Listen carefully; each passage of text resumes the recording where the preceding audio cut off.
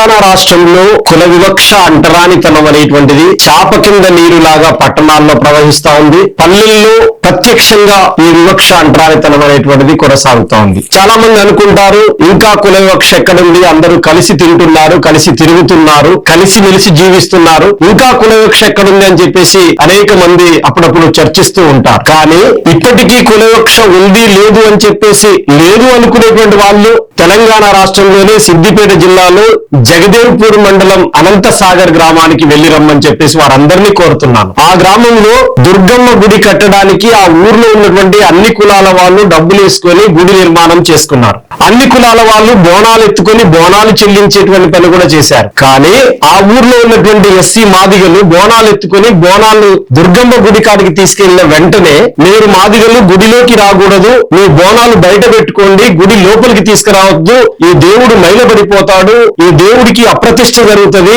కాబట్టి అవసరమైతే మీ మాదిగల్ని మేము దూరం చేసుకోం, మీకు కూడా వేరే గుడి కట్టిస్తామనేటువంటి పద్ధతులలో వాళ్ళు బోనాలు ఎత్తుకొచ్చినటువంటి మహిళల్ని గెంటేసినటువంటి పరిస్థితి ఉంది. అంటే మనం ఆలోచించాలి ఇంకా కులవివక్ష ఎక్కడుంది అని చెప్పేసి. దేవుడు మనుషులందరినీ పుట్టించాడు అని అనుకున్న తర్వాత ఆ దేవుడు గుడి దగ్గరికి వెళ్ళినప్పుడు అడ్డగించేటువంటి వారిని ఏమనాలి? ఈ రోజు కులవివక్ష అంటరానితనం లేదు. మనమందరం ఇటీవల హిందూ సమ్మేళనాల పేరిట RSS నిర్వహించింది. వారు కరపత్రం వేశారు, దాంట్లో గడప లోపల కులం ఉండాలట, గడప దాటితే హిందువులం ప్రియ బంధువులం అని చెప్పేసి చెప్పారు. మరి ఈ రోజు బోనం ఎత్తుకొని పోయినటువంటి ఎస్సీ మాదిగలైనటువంటి వాళ్ళు హిందువులే, ఆ బోనాల నుంచి బయటికి గెంటేసినటువంటి వాళ్ళు కూడా హిందువులే. RSS అగ్రకుల ఆధిపత్య శక్తుల తరపున నిలబడతారా, హిందూ సమ్మేళనాలు నిర్వహించినటువంటి నిర్వాహకులుగా ఉన్నటువంటి వాళ్ళు అగ్రకుల ఆధిపత్య శక్తుల పక్కన నిలబడతారా, అవమానాలు చీత్కారాలకి గెంటివేతలకు గురైనటువంటి వాళ్ళ పక్కన నిలబడతారా తేల్చుకోవాలని చెప్పేసి నేను అడుగుతున్నాను. ఈ రాష్ట్రంలో నిరంతరాయంగా కొనసాగుతున్నటువంటి కులవివక్ష అంటరానితనాన్ని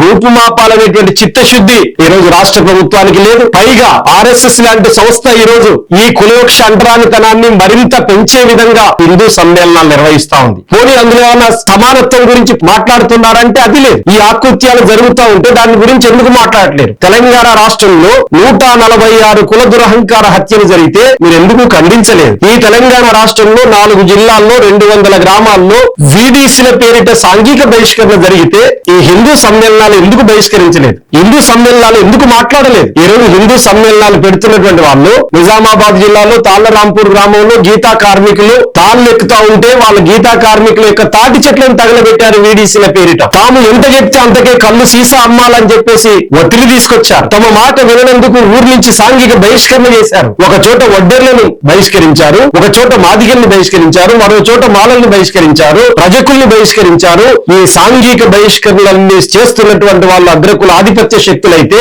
సాంఘిక బహిష్కరణకు గురవుతున్నటువంటి వాళ్ళందరూ అట్టడుగు తరగతులకు సంబంధించినటువంటి వాళ్ళు ఉన్నారు. మరి ముఖ్యమంత్రి ఎందుకు స్పందించట్లేదు? రాష్ట్ర ప్రభుత్వం ఎందుకు స్పందించట్లేదు? తాళ్లరాంపూర్ ఘటన జరిగినప్పుడు PCC చీఫ్ గా ఉన్నటువంటి మహేష్ కుమార్ గౌడ్ గారిని కలిసాం మేమందరం. కానీ ఇప్పటి వరకు ఏ రకమైనటువంటి చర్యలు తీసుకునే పరిస్థితి ఉంది. ఈ VDCలను సపోర్ట్ చేసేటువంటి శక్తులు కూడా ఈ రోజు RSS BJP శక్తులుగా ఉన్నాయనేటువంటి చూడాలి. దేవదాసి వ్యవస్థ కొనసాగుతోంది, జోగిని వ్యవస్థ కొనసాగుతోంది. ఇప్పటికీ కూడా సాంఘిక బహిష్కరణలే కాదు, కుల దురహంకార హత్యలే కాదు, దాడులు దౌర్జన్యాలు అత్యంత కిరాతకంగా క్రూరంగా కొనసాగుతున్నప్పటికీ కూడా వాళ్ళ కీలకమైనటువంటి చట్టాలు ఉన్నప్పటికీ ఆ చట్టాలు నీరుగార్చబడుతున్నాయి. ఉదాహరణకి SC ST అత్యాచార నిరోధక చట్టం ఉంది.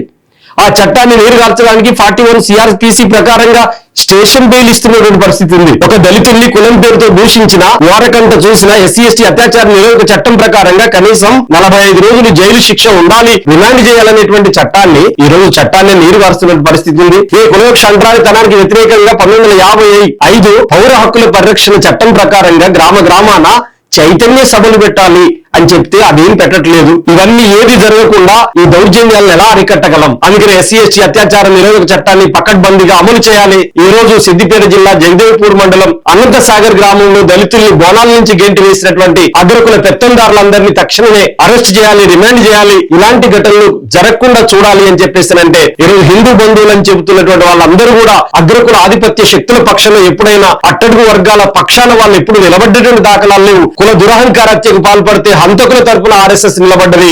బాధితుల తరపున కేవీపీఎస్, కమ్యూనిస్ట్ పార్టీలు, సామాజిక సంఘాలు, అంబేద్కర్ సంఘాలు అనేకం నిలబడ్డటువంటి పరిస్థితి ఉంది. అందుకనే ఆర్ఎస్ఎస్, బీజేపీ ఎవరి పక్షమో ఈ సందర్భంగా అందరికీ అర్థం కావాల్సిన అవసరం ఉంది. అది ఎప్పటికి కూడా అగ్రకుల శక్తులకి కొమ్ము కాసేటువంటి సంస్థలుగా ఉంటాయి. అందులో ఉన్నటువంటి దళితులు, బలహీన వర్గాల వాళ్ళు ఆలోచించుకోవాలి. విషసర్పం లాంటి ఆర్ఎస్ఎస్ ఎంతకాలానికైనా అగ్రకుల పెత్తందారుల కొమ్ము కాసేది, కుల వ్యవస్థను బలపరిచేదిగా ఉంటే తప్ప కుల వ్యవస్థకు వ్యతిరేకంగా నిలబడేటువంటిది కాదు అనేటువంటిది మనం అర్థం చేసుకోవాలని చెప్పి విజ్ఞప్తి చేస్తున్నాం.